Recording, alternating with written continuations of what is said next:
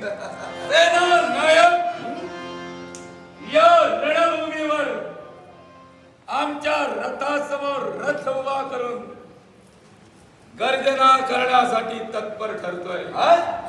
अर्थात रणांगणाच्या ठिकाणी असू दे किंवा इतरत्र कुठेही आपल्या समोर असणारा प्रत्येक वीर हा जातिवंतच असतो.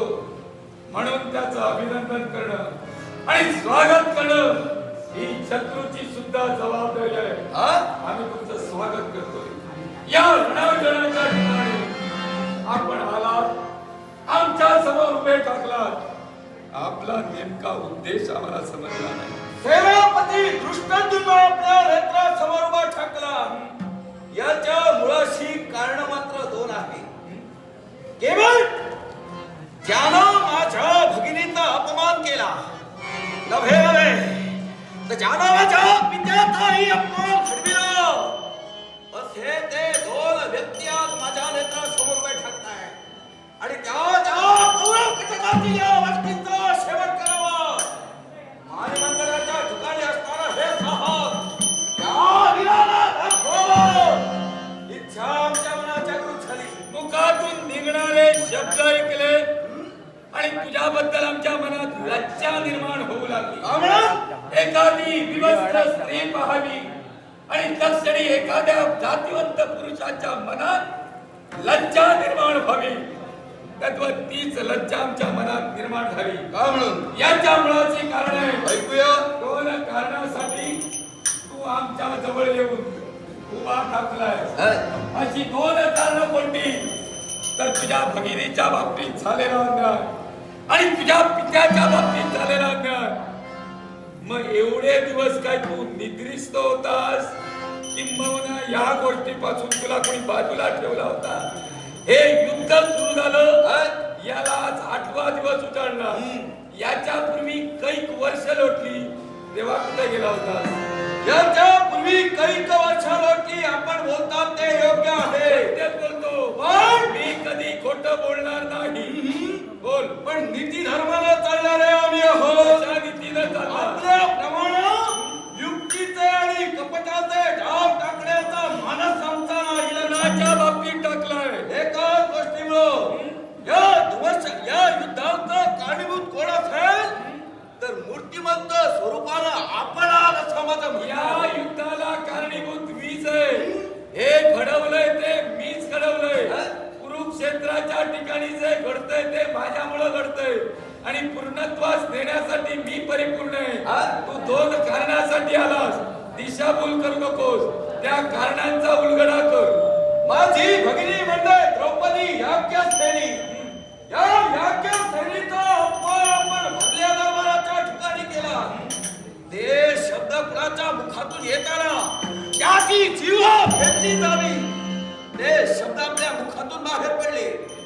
एका स्त्रीला विवस्त्र करून आपल्या मांडीवर बसविण्याची आज्ञा आपण आपला बंधूला केला.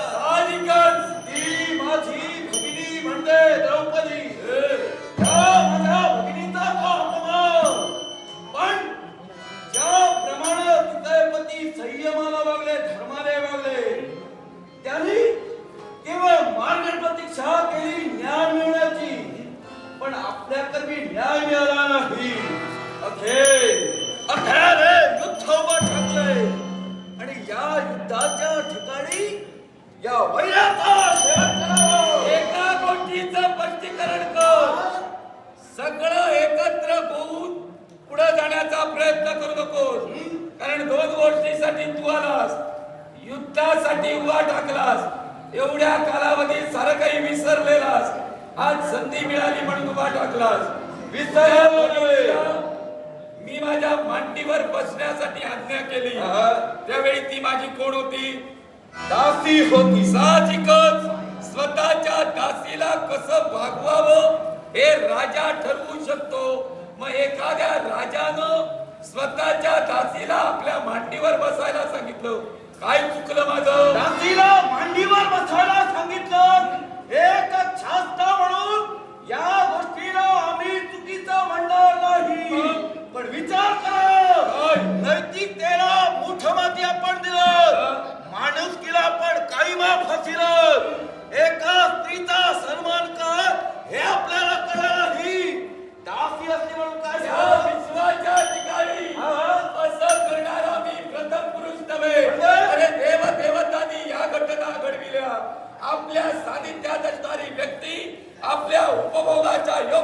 असेल तर तिचा उपभोग घेणं हे देवतांनी सुद्धा केली.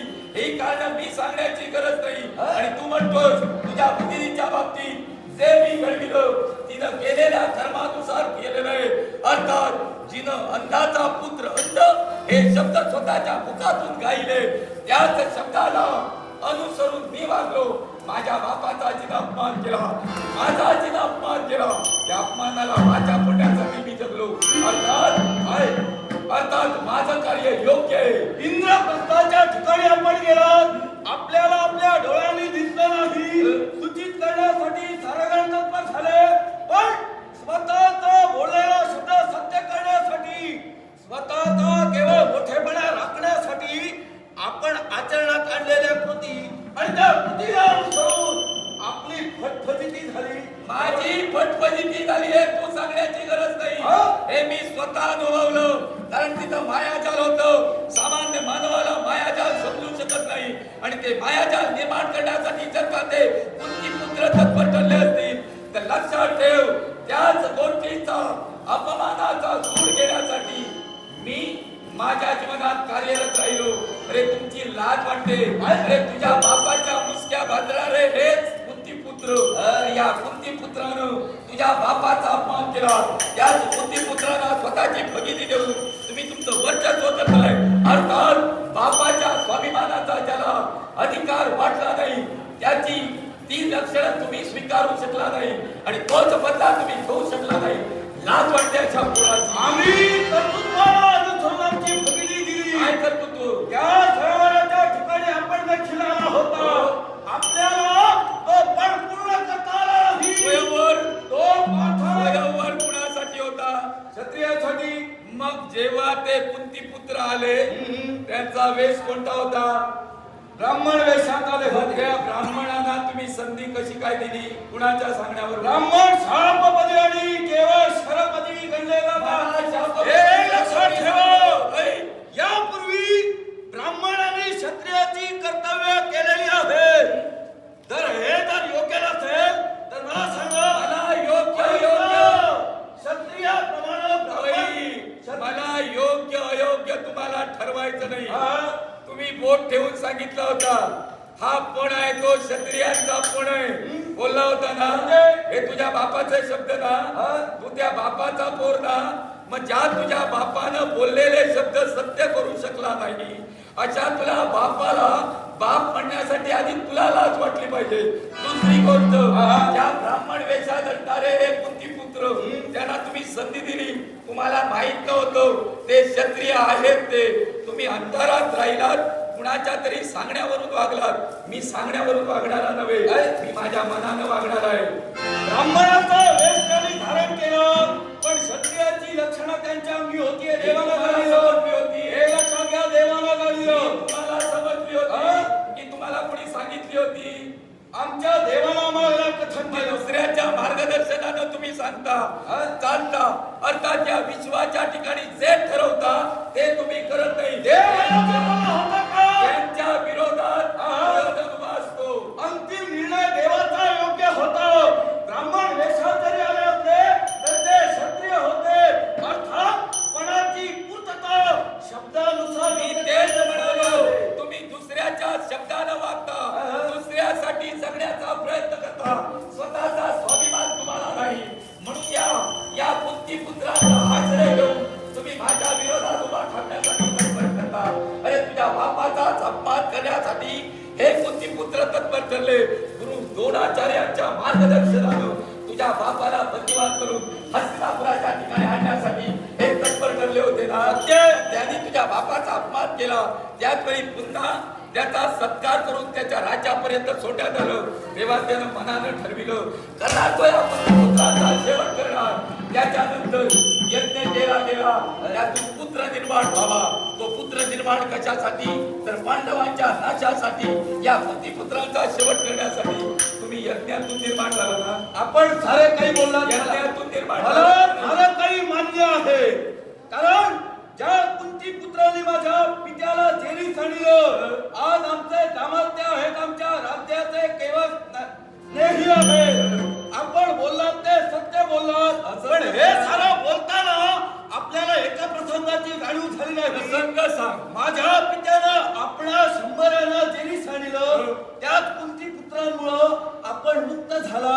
मग त्यात कुंती पुत्रांच्या विरोधात आपण उभे राहिला. आपल्याला याचं शल्य वाटत हा नाही. आमच्या घरचा प्रश्न आहे. हा? इथं काय करावं हा आमचा प्रश्न आहे. ज्यावेळी विष्णू यात माझ्या कर्मी घडला तेव्हा तुझ्या बापाचे रिस मी आणला, बंदीवान मी बनवला, ते तू विसरलास की काय? मग इतरांची लढताना आपण 105 असाल.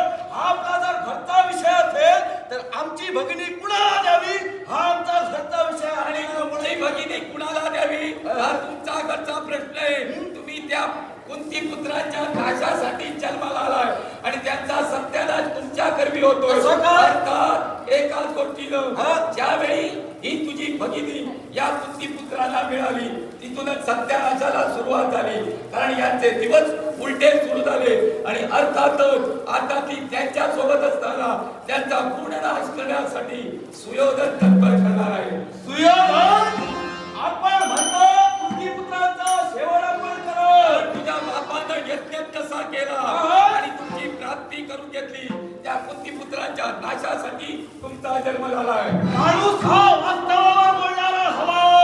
7 अक्षौणी सेनेचं आपल्या 11 अक्षौणी सेनेला आम्ही गेले 7 दिवस प्रतिकार करतो आहोत. विजय आमच्या बाजूने येतोय.